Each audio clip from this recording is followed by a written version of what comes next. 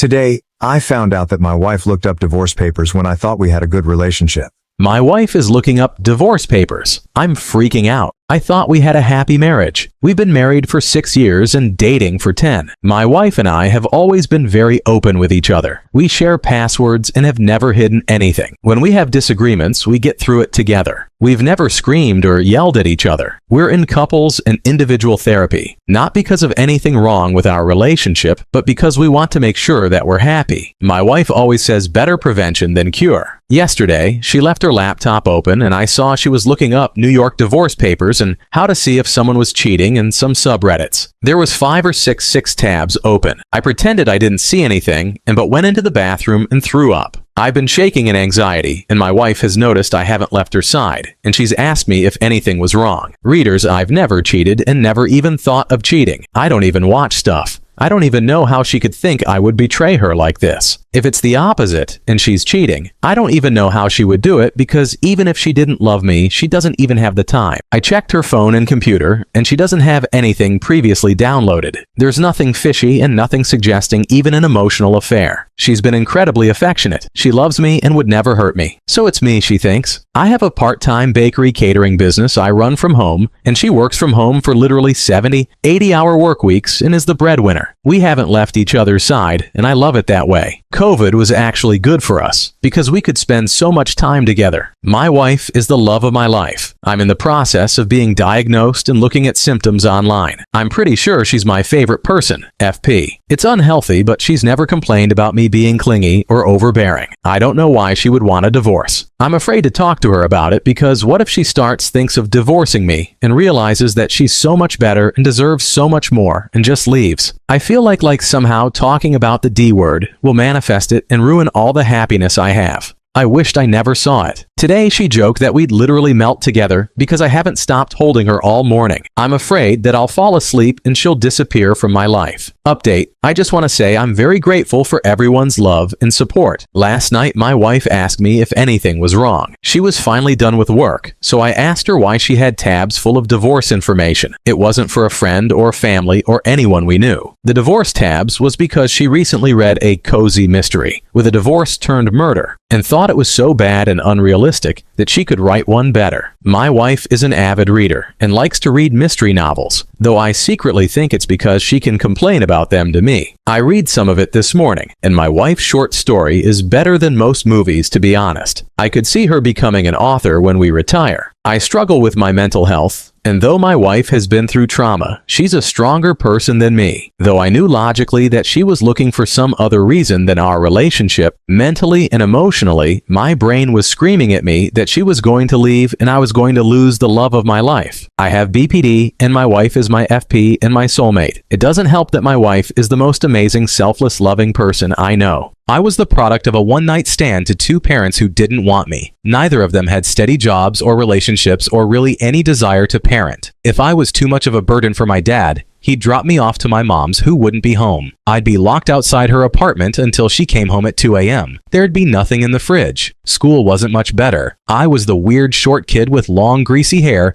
and 2-day-old clothes, and I was relentlessly bullied. When I was 14, I was finally taken away by my maternal grandparents, who didn't have a relationship with my mom, though they loved me. They couldn't really take care of me because they were old. We lived in a tiny house stuffed full of useless things. When I was 19, my grandma died. Lung cancer. I think my grandpa died then too. He stopped eating properly. They were deeply in love. I met my wife when my grandpa was dying of heart disease. I was 20 and she was 23. She worked as a consultant and had been working 90+ hours. We met a mutual friend for lunch, and he introduced us. After lunch, we ended up spending the whole day and night together just talking. It was amazing. I felt bad because her parents yelled at her for not calling them that night. I asked her out the next day, and she said yes. My grandpa died a month later. She helped me with the funeral and came over to help clean the house without me even asking. For the first time, I could actually see the walls of the house I lived in. My mom wanted the inheritance. My grandparents didn't leave any inheritance, just debt, and a house my mom didn't want. She didn't even care about me. My wife got me a lawyer friend to keep my mom away. My mom didn't even care once she found out there was no money. My wife supported me through it all. A few months later, my wife said she was going to her home country for a visit. Her grandmother was sick the first day she called, and then for a month,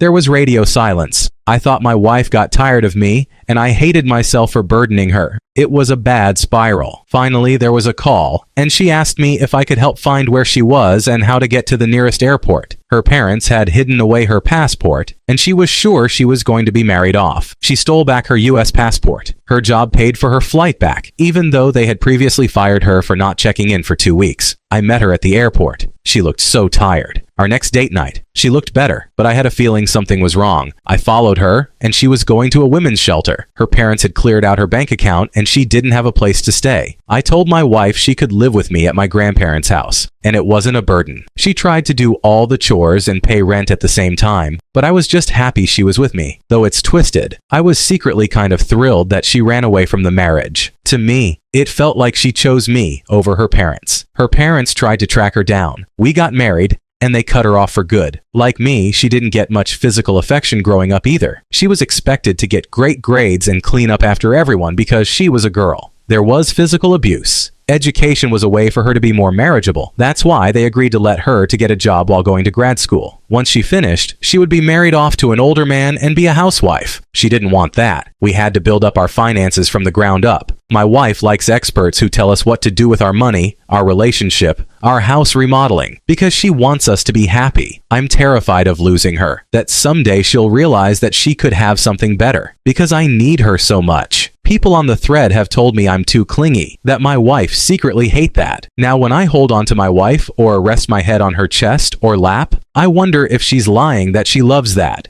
she's just tolerating me. I talked with my therapist, and he told me of some techniques to get my anxiety under control and some techniques for BPD, as he is CBT therapist. I still have my diagnosis coming up in 5 months. My wife loves me, and she's not leaving me.